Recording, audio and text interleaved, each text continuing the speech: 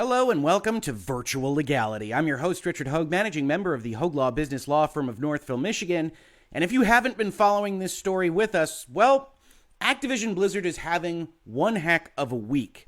In yesterday's video, we talked about the Wall Street Journal article entitled Activision CEO Bobby Kotick Knew for Years About Sexual Misconduct Allegations at Video Game Giant. We went over the facts in that article about how there were effectively three different pillars on which Mr. Bobby Kotick's leadership at Activision was being attacked. The first, the knowledge element, that he wasn't having adequate communications with his board of directors. The second, the allegations, of course, themselves. The article is filled with stories and data points about how Activision was dealing with some of these allegations within its corporate infrastructure. And the third, which, as I discussed yesterday, was actually something that I felt was perhaps the most important in terms of problems with leadership at Activision Blizzard as of this moment in time, was how Jen O'Neill, the appointed co-head of Blizzard, was treated 3 months ago, and how Frances Townsend, who was put under fire by all of these Activision Blizzard employees because of the note that she sent out, was likewise treated. So three different planks: board, actual allegations, and the treatment of high-level female executives at Activision Blizzard formed the basis of this article. But while I did that analysis yesterday, as is the case with stories like this all the time, a lot of things happened in response to that article. So, welcome to a video on the aftermath. And it just goes to show you how long this series has gotten and how bad it's been for Activision Blizzard that I had to go through this playlist, Everybody versus Activision Blizzard, and figure out what words I hadn't used. I thought about calling this Walkout. Nope, I used that one. I thought about calling this one Fallout. Nope, I used that one too. So aftermath it is. I'm starting to run out of descriptive phrases for what is happening at this company. We'll see how it goes for the remainder of this playlist. But for those of you that are just interested in the financials, the aftermath includes, of course, the fact that this dip that we saw yesterday when we were making the video actually preceded a little bounce and then went further and further down. So you get to today, you're having a little bit of a fight over the valuation here. We'll talk about why that might be towards the end of this video. But suffice it to say, it's been a rough year for Activision. It's been a rough year in its entirety, not just because of stock price, of course, but because of the microscope under which the corporate governance question has been asked. So, as I said yesterday, as we looked at in the video, one of the major problems from a corporate governance standpoint was the question of whether the CEO, who is appointed by the board, who sits under the board, is performing his services at the discretion and presumably under the supervision of the board of directors, was adequately communicating the level of issues that he was seeing at Activision Blizzard. And I have to be honest with you, the article itself is not suggestive necessarily of an answer one way or the other. You see all these data points, you see the problems with California, you see the EEOC settlement, but there are circumstances that one could imagine that would suggest that Activision Blizzard was handling these situations, for the most part, in an acceptable fashion. Now, I certainly agree that the picture painted is suggestive of the fact that that was not the case, but you are pulling data points from a number of years in a 10,000-person company. A lot of those data points actually end in the article with, this person was fired within 2 months. This person was otherwise handled, taken care of at Activision Blizzard. You have some that suggest that Bobby Kotick intervened in a way that would be potentially problematic, but in a lot of those, you have a circumstance in which a bad thing happened and the company appears to have investigated and gotten rid of that person.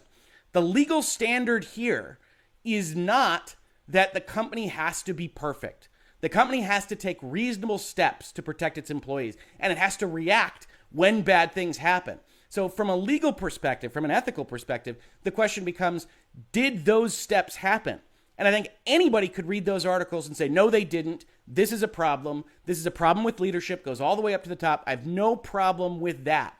But it is distinct, just looking at all those data points, from the certainty that Activision Blizzard wasn't handling things properly. So I want to make that known because we're going to talk about how the board of directors responded to this.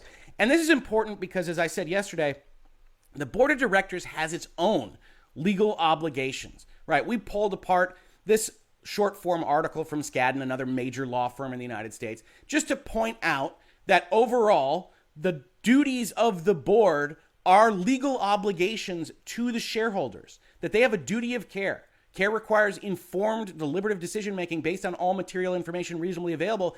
If they are sufficiently incurious, if they're getting reports from the CEO that don't quite look right, that they aren't asking questions, that they aren't going through the steps that are necessary to give oversight to the way that the company is operating, then the board itself could get in trouble, right? Skadden advises board members to ask questions, examine assumptions, gather and review all material information. So the circumstances of that Wall Street Journal article are, is Bobby Kotick hiding things from the board? Is the board incurious about the reports that they are getting? And whether or not these two bodies would essentially try to throw each other under the bus. What we saw after that article went out was the board taking at least its first public step to backing up Bobby Kotick. They said the Activision Blizzard board remains committed to the goal of making Activision Blizzard the most welcoming and inclusive company in the industry. Under Bobby Kotick's leadership, the company is already implementing industry-leading changes, including a zero-tolerance harassment policy, a dedication to achieving significant increases to the percentages of women and non-binary people in our workforce, and significant internal and external investments to accelerate opportunities for diverse talent. The board remains confident that Bobby Kotick appropriately addressed workplace issues brought to his attention. The goals we have set for ourselves are both critical and ambitious. The board remains confident in Bobby Kotick's leadership, commitment, and ability to achieve these goals. Now, I think that's fine. The board has cast its die somewhat. I would also note from an outside perspective that, in general, if you have to have some kind of management body giving you a vote of confidence in the public eye, things are not great. If you're familiar with sports in America at all, right before a general manager is about to be fired, generally the owner of a team goes forward and says, oh no, we have every confidence in the ability of the coach or general manager or whoever to do the job that has been put to them. By the time you're at that moment in time, there are significant fractures in the support. There's an issue in the public eye. And that doesn't change just because of a public statement like this. The board could easily say, oh, new information came to light, et cetera, et cetera. So Bobby Kotick is already on somewhat uneven footing. That is very unusual for his career path and his position at Activision. But certainly it's worth noting that rather than the board coming out and saying, we were aghast that all of this happened, we don't feel like we were properly given information, and just throwing the CEO under the bus, that didn't happen, which, at least ostensibly from the outside looking in, strengthens his position a little bit. Now, as you might imagine, that strengthening of the position didn't go over well in a lot of quarters, especially at journalistic outlets like Polygon. Bobby Kotick must resign, and even more especially internally at Activision Blizzard, at least with respect to the ABK, a Better ABK Workers Alliance, where they tweeted out almost immediately, under Bobby Kotick's leadership, the company has been accused of mistreatment, sexual harassment, rape, and a death threat made by Kotick himself. The board is just as complicit if they let this slide. It's past time for Bobby to step down, and then they called for a walkout. We have instituted our own zero-tolerance policy. We will not be silenced until Bobby Kotick has been replaced as CEO, and continue to hold our original demand for third-party review by an employee-chosen source. We are staging a walkout today. We welcome you to join us. Polygon was again on the scene to talk about this. They said workers are calling for CEO Bobby Kotick's resignation after the Journal reported that Kotick not only knew about employee misconduct, including an alleged rape, but minimized its severity to Activision Blizzard employees and its board of directors. Company-wide, hundreds of Activision Blizzard employees and contract workers signed out of work at midday today. More than 150 people showed up to protest at the Blizzard campus in Irvine, California, with dozens more outside Activision Blizzard's quality assurance office in Minnesota. Now, 150 people might not sound like much. It's an odd thing during the pandemic. You don't know where people actually are. Certainly, it is suggestive of at least a strong and vocal minority within the company that feel very, very seriously about these issues. And in all honesty, this is 150 people walking out the same day, within hours of the article actually being released. So it's not insignificant, even though the number might be smaller than the earlier walkouts. And I think it's worth taking note of because as you talk about Bobby Kotick's position, I had so many DMs come into me asking whether he would be fired. The thing I tell people is that when you've got a company that is so associated with a personality, Bobby Kotick is Activision for all practical purposes since the 1990s, that when you have that connection, the conservative assumption should always be that he's going to weather the storm. Doesn't mean he will, but the percentages tend to favor him. Now you've got a board statement. You've got a Wall Street Journal article that might well wind up being picked apart by Activision. They'll be determining their kind of PR and crisis management strategies behind the scenes right now. But you do have a number of sets of stakeholders that are causing additional pressure to be put on the CEO and the board and the company itself. And that includes employees. It says multiple employees told Polygon they're disappointed and frustrated by the company and the board's response to the Journal's report, which the Call of Duty and Overwatch publisher said was a misleading view of Activision Blizzard and our CEO. And I actually had to go find where this quote was from. Apparently, Activision Blizzard put out a video of Bobby Kotick, what's described in some places as shortly before the article was released by the Wall Street Journal yesterday, and in a couple of other places shortly after. But either way, you do have this line here in the middle of this video presentation that says, there will, of course, be continued media attention about us and our industry over the next few months. In fact, there's an article today that paints an inaccurate and misleading view of our company, of me personally, and my leadership. As I have made clear, we are moving forward with a new zero tolerance policy for inappropriate behavior, and zero means zero. Any reprehensible conduct is simply unacceptable. And so you do have employees that get, hey, this is misleading, framed a little bit better than the initial reaction to the California lawsuit this past summer, but still fundamentally the same message, where you have Activision Blizzard leadership, for the most part, denying the severity of what these outlets are putting out there in the world. And I can't sit here and tell you that the framing of some of these things isn't at least a little suspect, right? We talked about this yesterday, but this is an anonymously sourced article. This is framed specifically against Bobby Kotick. That's what these reporters found to be the appropriate framing. I can't disclaim that. I wasn't a part of these interviews. I wasn't a part of looking at these documents. That might well be accurate, but with so much anonymous sourcing, with so much anonymous access to documents that would appear to have been leaked from important sources, it's very difficult to say whether or not the correct steps were taken for any given data point, and with respect to things like communications to the board, when we don't know a lot of specifics. So I can understand and even empathize potentially with this message if you feel put upon and railroaded. But I do have to question whether or not that's the message that should be going out from the company and its leadership in this particular circumstance. It's fine to feel like the media has it in for you. It's less fine to make that your public position to the employees that are looking at this and don't know any better than I do what the nature of those stories from 2006, 2007, 2008, 2020, 2017, all these various years that are coming up in that article and references to the California lawsuit and beyond.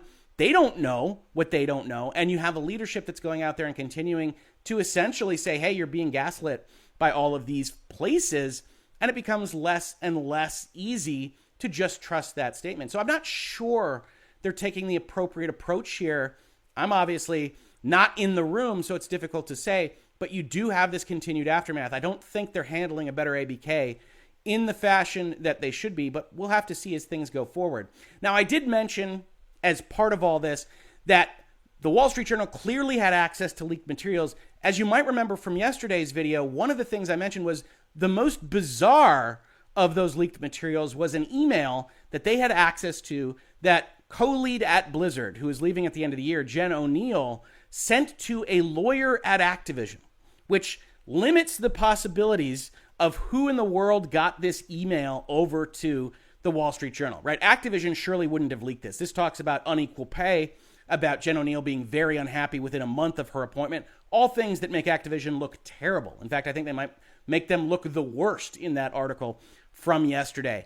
And yet, it's in the hands of the Wall Street Journal, and you can see in this article from IGN that Jen O'Neill clearly feels very strongly about what happened here, which may very well be justified, but it does continue to look like she might well be one of the sources for that article itself. So in this article, they're talking about the pay disparity that we mentioned yesterday. It says Jennifer O'Neill wanted to resign in part due to issues that included being paid less than her male counterpart, Mike Ibarra.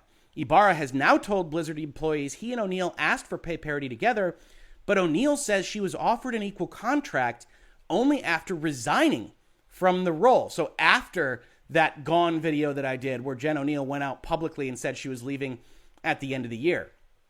Yesterday, Ibarra responded to allegations in internal messages separately confirmed by multiple Blizzard employees. And now I can sit here and actually tell you I can confirm that as well. I got reports of this particular Slack exchange from a number of people, not including my brother, who I can tell you now, the reason I haven't been disclaiming him is because he is no longer working at Activision Blizzard. I won't be commenting further on that, but I don't have to disclaim his association with the company any longer.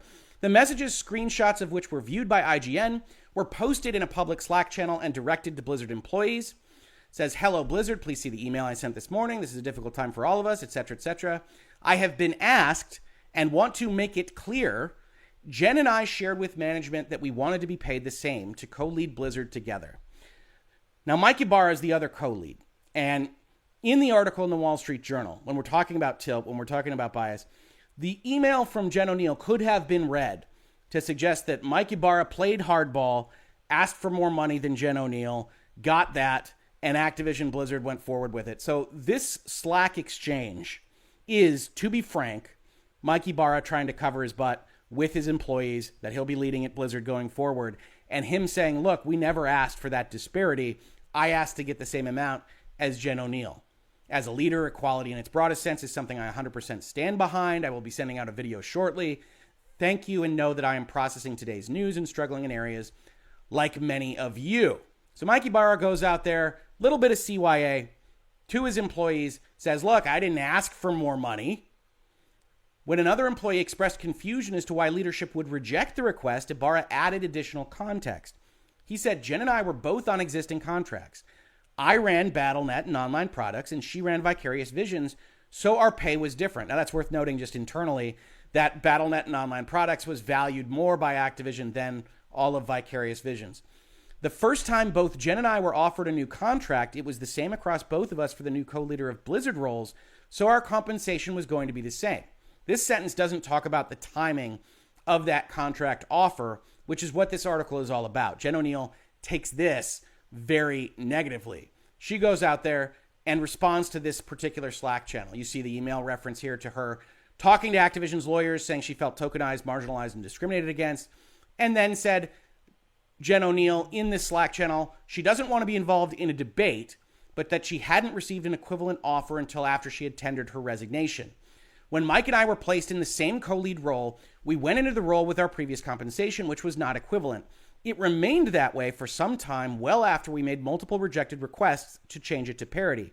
It remains unclear as to why Activision Blizzard rejected those requests, that's IGN. While the company informed me before I tendered my resignation that they were working on a new proposal, we were made equivalent offers only after I tendered that resignation. So, there's a couple of ways to read all of this, I think all of which are at least a little bit legitimate. One, Activision Blizzard might be the stupidest company on earth. They're being sued for unequal pay of females and males operating in similar roles. And they named Jen O'Neill and Mike Ibarra to the exact same role, and they didn't have pay parity at that moment in time. Now, Mike Ibarra's explanation for that, hey, we were getting paid differently for our different roles before then, totally checks out to me. That makes a ton of sense. But you really can snap your fingers if you're Activision Blizzard and you're putting people into that role because you're in a crisis scenario where people are dropping left and right and you're trying to right the ship and get people to believe in Blizzard. You can snap your fingers, raise the lower pay to the higher pay, increase them both, whatever it is that you're going to do, and just have that be an interim period where they get that additional money because you need them to be paid equal under an equal role title at that moment in time. Instead, they didn't do that. Now, I think if you want to believe in Activision Blizzard, if you want to be on that side of the equation, I will tell you a big public corporation dealing with pay issues under threat of a lawsuit wants to be very careful about its human resources, wants to be very careful about how it drafts its employment agreements and its offers to make them equitable, et cetera, et cetera. And so in a completely separate circumstance where you're not in a crisis, you're not dealing with this, I can see how a big, giant, bureaucratic corporation says, well, we will get your new contracts to you shortly. We need you to take these roles right now. Both sides agree. And then they get the contracts within, I think it's 3 months or so. Not terribly unusual when you're talking about internal lateral movement of people that already work for you. But that completely skips the scenario of what is happening today. And so I can't help but think that Activision Blizzard was silly. Now, by the time a month passes and Jen O'Neill is sending emails about how she feels tokenized, marginalized, discriminated against, wants to resign, you've got another problem with that entire offer process, right? You have to be very careful at that point in time. She's expressed that she might not be the person that you need her to be in that role from a corporate perspective. That's not saying that anything she says is wrong, but when you're talking about what your future going forward steps are, that probably slows up the contract process as well. So is Ms. O'Neill proper to be complaining about these things? I think yes, especially in the context of the situation that this was in. Is she expecting this to happen a little faster than Activision Blizzard was comfortable with? Probably also true, because it doesn't seem like Activision Blizzard throughout all of this has the proper crisis communications, has the proper PR, has the proper thought process for what is a new world order for them since the lawsuit was filed this last summer. And they just aren't responding to these things on the level that they need to be responding to them on. So when we look at this, I think you can see it from both directions. I tend to side with this being absolute stupidity on the part of the company. Snap your fingers, change those pay rates. You don't even have to change the contract terms. Just say it's interim. We'll get you formal documents later on. And the fact that they didn't do that, quite frankly, looks very bad. And looks very bad for especially the California complaint, which again is all about pay disparity and treating women differently than they treat men. Which leads us to our last news item in the aftermath of all this, which went live just a few minutes before I started making this video. The Washington Post has an exclusive group of Activision Blizzard shareholders join call for CEO Bobby Kotick's resignation.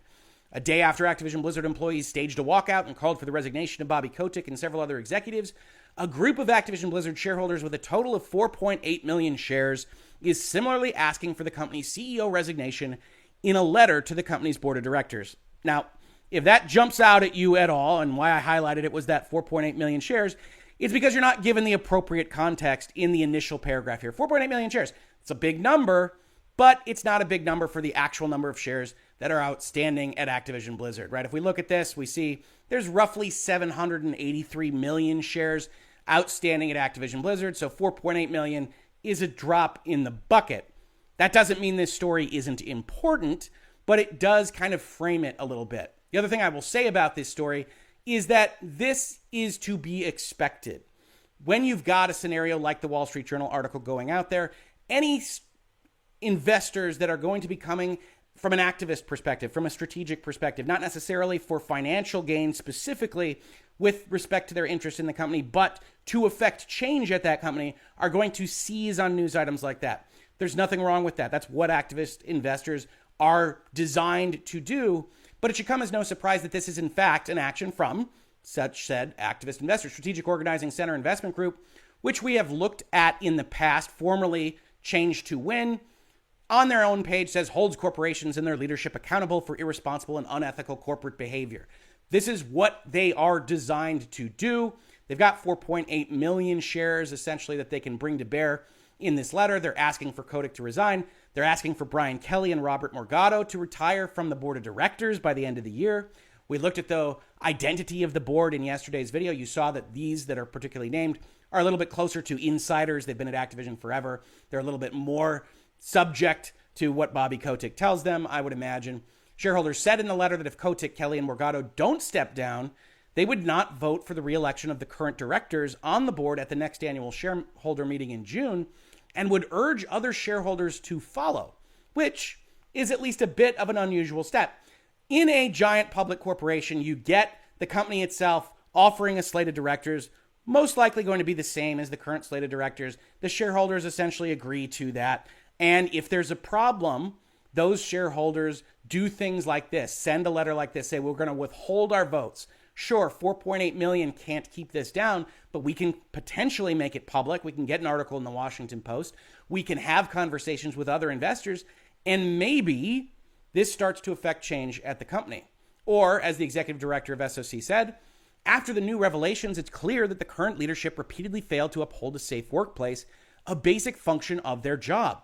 Activision Blizzard needs a new CEO, needs a new board chair, and a new lead independent director with the expertise, skill set, and conviction to truly change the company's culture. We need to really have a reset button on the board. The SOC executive director said he would like to see Kelly and Morgado replaced with diverse directors, and at least one of those seats to go to an Activision Blizzard employee that is not an executive. Then you get into some wonkiness with this letter. The letter was also signed by Australian retail fund Future Super, Canada Group's NEI Investments and Shareholder Association for Research and Education, SHARE, and an Australian fund for women, Verve Super. SHARE and Verve Super did not return inquiries about how many Activision Blizzard shares they own at all, and all of these numbers don't amount to even that drop in the bucket, where the Washington Post now points out that investment management company Vanguard holds 64 million shares and BlackRock holds 58 million. NEI, which is signing this letter about the shareholders, says they hold only 100,000 shares right now. Share does not hold any, presumably, shares in Activision Blizzard, but said it signed because the investment service is concerned about the developing story. A statement from Future Super said it discussed with the Communication Workers of America, that's the union that's backstopping a better ABK, about how best to support and decided to sign. So you see a circumstance here where I'm not even positive all the signatories to this letter hold any interest in Activision Blizzard. You've got an activist group in SOC, formerly CTW, that does this for a living, and frankly, in other circumstances, is fairly easy to ignore on questions like this because this is what they do. This is expected if they're an investor in your public company. But combine all of these things together, and you start to get a story that can't be very comfortable for Activision Blizzard and its leadership, for the board of directors, and those board members that have been with the company forever. For even Bobby Kotick, who seems pretty much unimpeachable in most circumstances, this is a point of what I would describe as maximum pressure on the CEO. I would still, if I were betting on this, bet that he survives all of this, but it becomes increasingly unlikely as things continue to add up. So we'll have to see how it goes. Certainly, the aftermath here is very interesting and will continue to be so. Remember, we still don't have an answer from Activision Blizzard to the California lawsuit itself. That is very likely to make public waves, and we'll see what happens when it does. This has been Virtual Legality for today. If you enjoy conversations about the business and law of technology, video games, and more, please consider supporting the channel. We've got a Patreon and other ways to support us listed in the description to this video. Otherwise, just subscribing and telling your friends that we're here, upvoting, downvoting, putting us in forums, wherever else you might find yourself. Every little bit helps. If you watch this on YouTube, thank you so much for watching. And if you listen to it as a podcast, thank you so much for listening. And I will catch you on the very next episode of Virtual Legality. Virtual Legality is a YouTube video series with audio podcast versions presented as commentary and for education and entertainment purposes only. It does not constitute legal advice and does not create an attorney-client relationship.